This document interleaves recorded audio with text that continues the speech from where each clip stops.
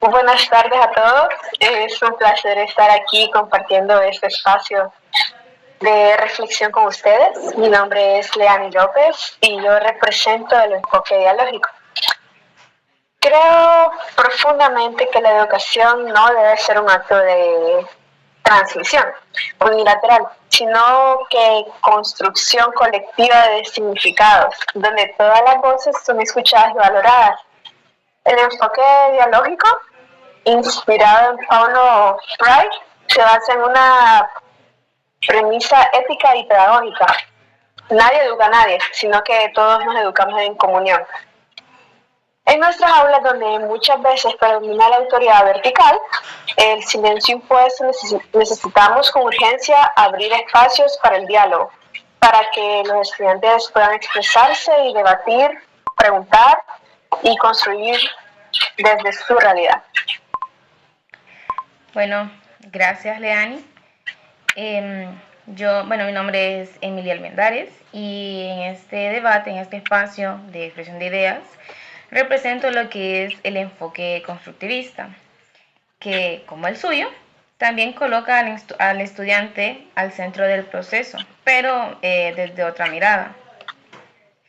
El constructivismo sostiene que el aprendizaje no es una simple acumulación de datos, sino una construcción activa del conocimiento basada en lo que el estudiante ya sabe, en su contexto y más que todo en su experiencia.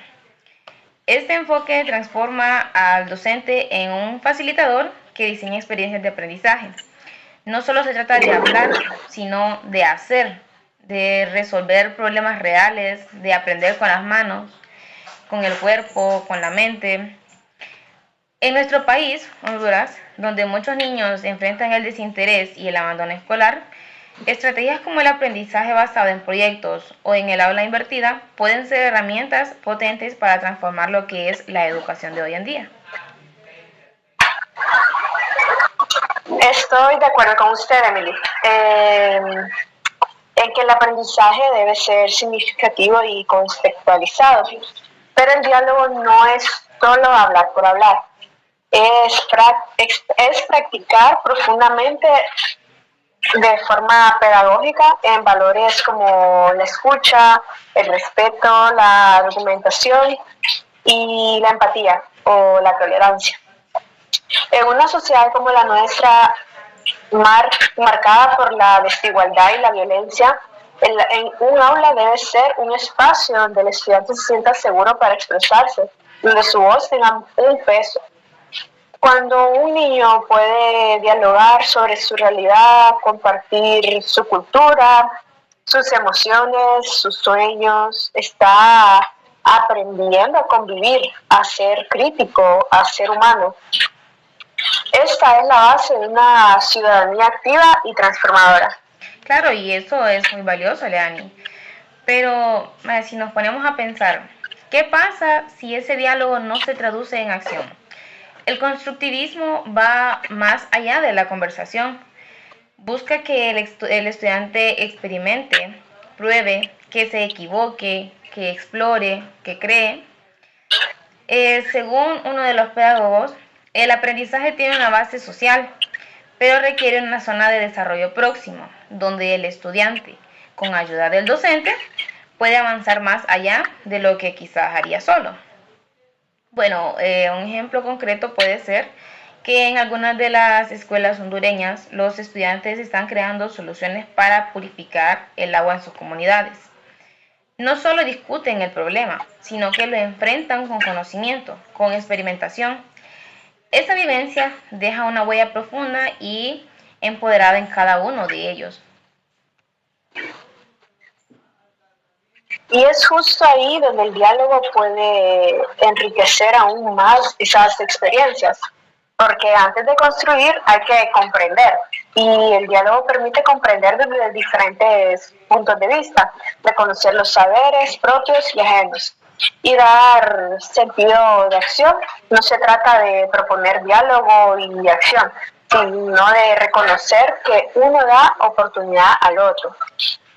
Además, el enfoque dialógico nos permite atender a la diversidad en nuestras aulas.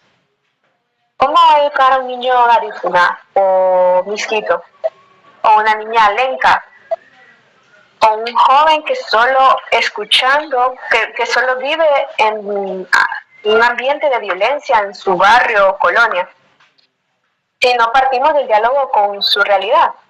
Solo escuchando y dialogando podemos construir una educación realmente inclusiva.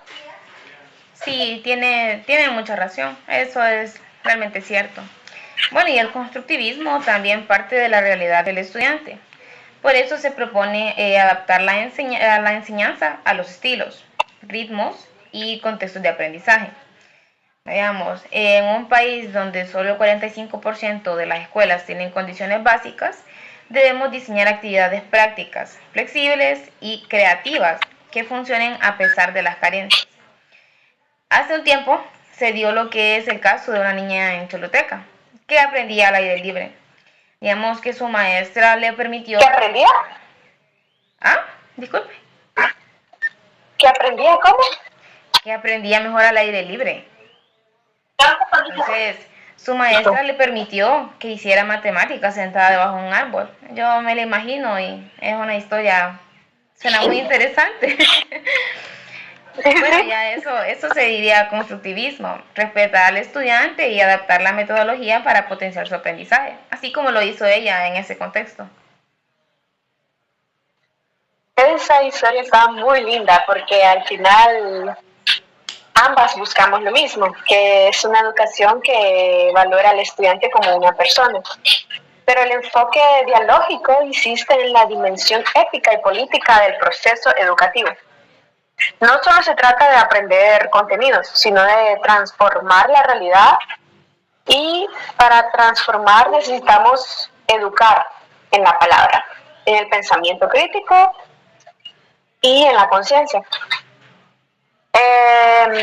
Un aula donde se dialoga es un aula donde se construye una ciudadanía, donde se aprende a debatir sin violencia, a convivir en la diferencia, a comprometerse con el bien común. Claro, y una educación constructivista permite que ese compromiso se traduzca en lo que son acciones concretas. Porque queremos estudiantes que no solo entiendan el mundo, sino que intervengan en él, que investiguen, que creen, que resuelvan problemas reales, que aprendan no solo con la palabra, sino con la experiencia.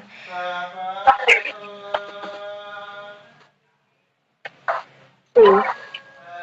Y es que ahorita está muy difícil la cosa porque los estudiantes hacemos las cosas mecánicamente a veces. Solo leemos y copiamos, no analizamos. Entonces, Sí. bueno, hoy hemos presentado dos enfoques distintos, pero no excluyentes. Sí, bueno, el enfoque dialógico y el constructivista pueden complementarse. Digamos, uno aporta el poder transformador de la palabra y la escucha, y el otro la fuerza de acción significativa y la experimentación. Sí. En un país como Honduras necesitamos una educación que enseña a pensar, a sentir, a actuar y a convivir sobre todo. Una educación que no se limite a repetir, sino que libere, cuestione, construya y transforme. Nosotros como futuros docentes necesitamos fomentar el pensamiento crítico y el pensamiento lógico en nuestros futuros alumnos. Sí, bueno, igual creo que pensando ya como futuros docentes, sería bueno implementar estos dos enfoques, no verlos como una competencia, sino más bien como algo que se puede hacer unificado para obtener un mejor aprendizaje. Y de esa misma manera también uno como docente aprende de los estudiantes. Sí, claro. Bueno, yo creo que eso Bueno, sería lo todo. ideal, porque como bien dijo Freire, ¿verdad? Que la educación no solo cambia el mundo, cambia a las personas que van a cambiar el mundo. Y ese cambio empezaría con nosotros, siendo el futuro de aquellos futuros estudiantes que vienen en proceso. Correcto. Bueno, Gracias por acompañarnos en este diálogo, en este pequeño debate. Y como dijo Freire, la educación no cambia el mundo, cambia a las personas que van a cambiar el mundo. Y ese cambio empieza aquí. Bueno, compañera, muchas gracias por este espacio muy reflexivo.